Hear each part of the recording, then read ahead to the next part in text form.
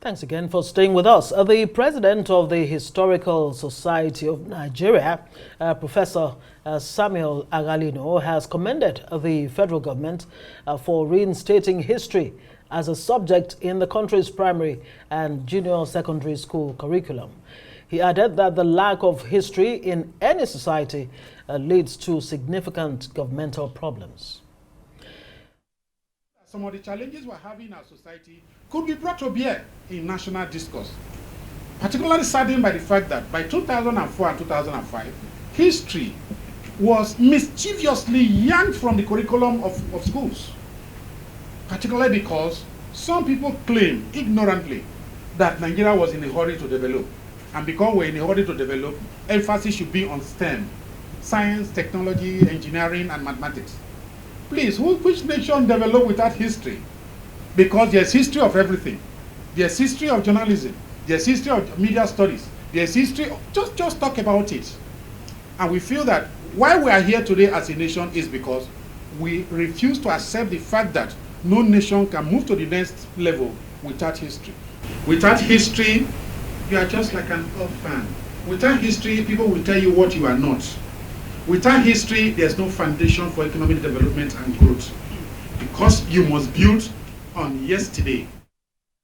Well, a life member of the society and a RISE analyst, Frank Tietie, says history should be used as a barometer to measure leadership competence. We should use history as a major barometer in measuring the ability of persons, whether they are engineers, whether they are medical doctors, whether they are teachers or scientists or priests or whatever. We should use history to judge the ability to lead people within this geographical space called Nigeria. Well, there are continued discussions on a switch to the parliamentary system of government. It comes after 60 members of the House of Representatives signed a bill to introduce the parliamentary system in the country. Now let's bring in the president of the Historical Society of Nigeria, Professor Samuel Aghalino. Good to see you and thanks for your time. Before we start talking about parliamentary system, let's go back to that which was a big surprise to a lot of people, to the extent that perhaps one of the things you didn't say there, maybe we didn't capture that, was also there's history of science. So if you're talking about STEM, then we should also be talking about how STEM came about and what STEM should be about. Let us in on first, quickly, what the nation may have lost when we had that interregnum taking off history from our books. Well, when history was taken away, it means a major chunk of knowledge was buried. Because the moment you lose history, it means a major step towards growth and development, a major foundation of governance is removed from our existence. So that's why you have a situation where people start every day. We begin every day. We tend to reinvent the wheel because we are not guided by history. We are not guided by what happened yesterday. And if 20 years ago history was removed, it means children born 20 years ago don't even know anything about Nigeria. Doesn't even know what transpired in this span of years.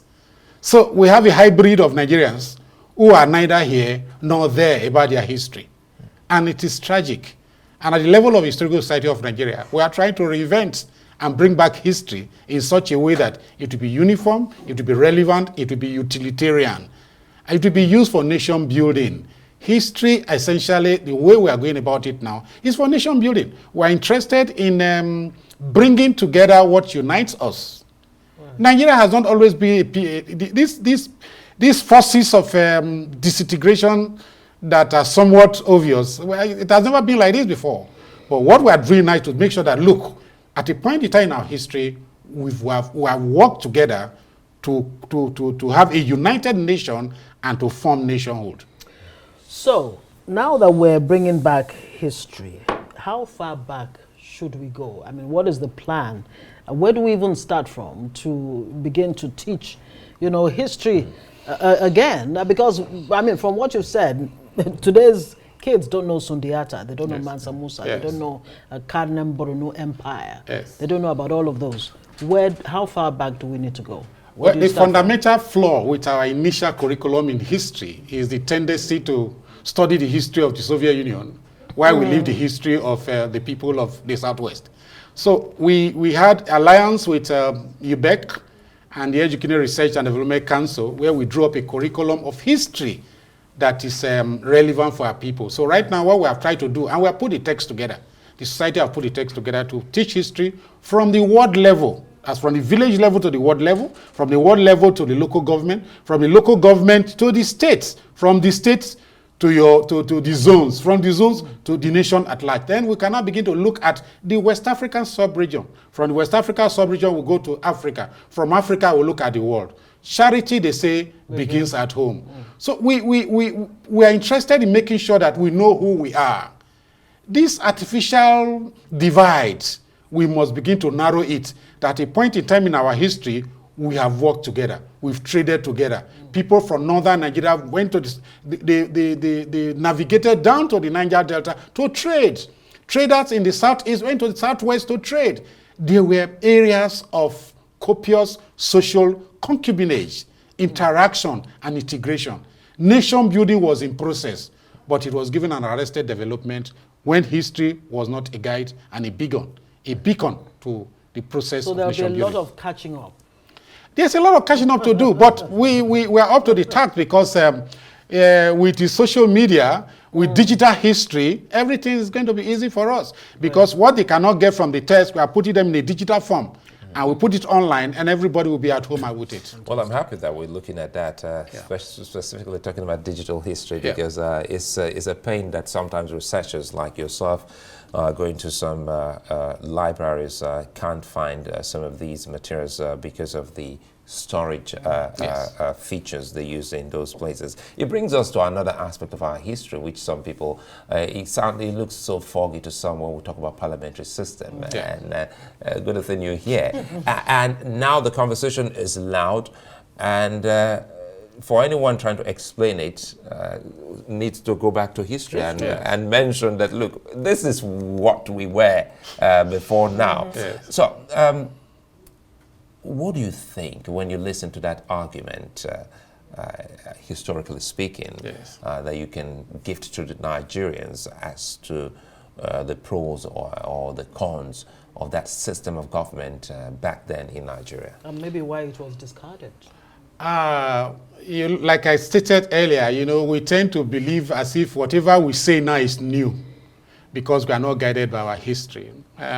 We know quite well that the parliamentary system of government was in place in the First Republic, and it served a good purpose because development was decentralized. Regions were developing at their own pace.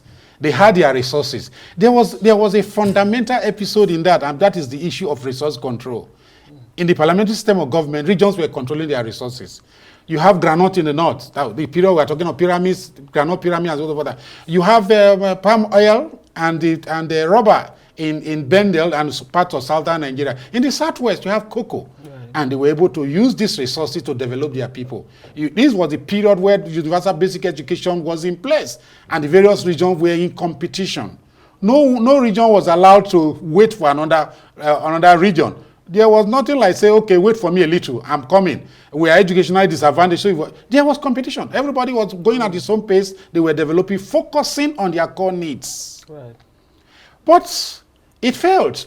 It failed because there were a number of interrelated factors. There was power tussle in the various regions.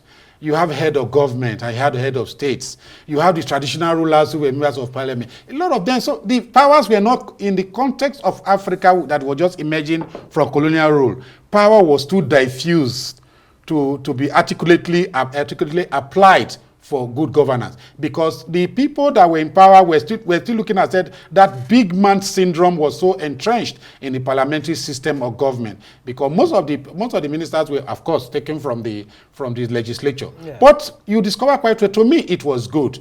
But the federal system of government, what is the major problem with it? It says the size of government. It's very expensive. A third world country like Nigeria cannot afford to have this kind of elaborate structure of governance. For me, I think that if we must make the right decision, we must go back to the parliamentary system of government so that the regions and states can, the regions, for example, the Southwest, all the states can come together that this is what we want to do. We can have the railway from Ondo to Lagos, from Lagos to Oyo. They put their resources together and work. Rather than this feed the battle mentality we're having where everybody goes to the center to share money. The regions will generate their resources and utilize them as such. And that's an amazing aspect of the parliamentary system that we once ran.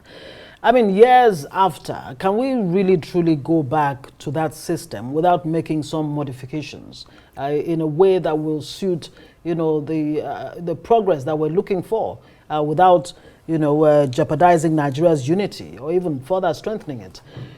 I mean, what kind of parliamentary system should we be looking at? Should we be looking at homegrown system in a way that actually suit our peculiarities? Certainly, a lot has changed about the structure of Nigeria. The classical regions we used to have, so many states have been created. But nothing is impossible for the willing heart. The most important thing is for people to come together that this country must move forward. We must have a nation. And the moment we agree on fundamental principles of a nation, people will come together and accept and add little local flavor. Governance all over the world must have local flavor. We are doing our own democracy, but this is the way we are going about it. Leaders and scholars, we sit down together and agree that this parliamentary system of government, let us moderate it a little to suit our purpose. The parliamentary system of government we are going to have, for example, if it's approved, are we going to say, let us bring the traditional rulers into the system today? Most of the traditional rulers we have in Nigeria today does not derive their power and their position from their people. Okay, unlike before now, that traditional rulers, some traditional rulers, let us not make mistake about that. Right. Some of the traditional rulers are still revered. I don't want to mention the ones that are revered, but we know quite well some of them that are in power today, they are just there, they are pretenders to the throne. You can say that again very quickly in 30 seconds. Since we're talking history, who were Nigerians? And who are the Nigerians we're looking for? Well, the late Professor Baro Ikime did a major inaugural lecture titled, which is entitled "In Search of Nigerians." It was a path-breaking inaugural lecture, and of course, we know the concept of Nigeria was created as a result of the amorous relationship between Flora Shaw and Lord Lugard. Nigeria was coupled together in 1914. But don't make any mistake. The process of building in Nigeria took a very long process from 1906 and the host of all that.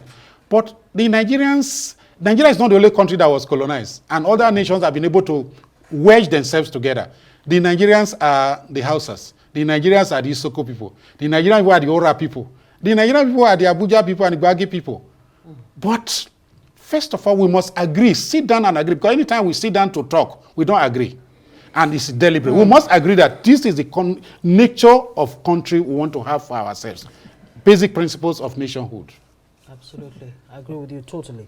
Professor Samuel Aghalino, President, Historical Society of Nigeria. We could spend all of 2 hours talking history, and I actually thought if Nigeria was giving birth to by lovers, two lovers, then we should be loving ourselves, that's loving what I each think. other. Anyway.